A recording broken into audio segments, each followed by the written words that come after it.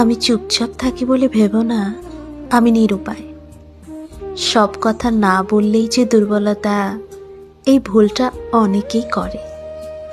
আমি নীরব থাকি কারণ দেখার চোখ আমার খোলা, শোনার চেয়ে বোঝার অভ্যাসটা আমার বেশি।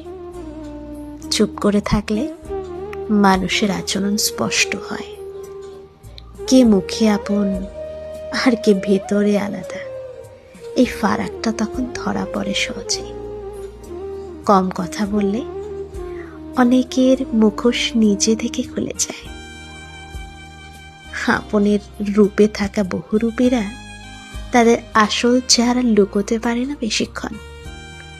আমি চুপচাপ থাকি নিজেকে বাঁচাতে, ভিড় থেকে আলাদা থাকতে আর মানুষ চিনতে। এই চুপ থাকাটা কোনো হার নয়,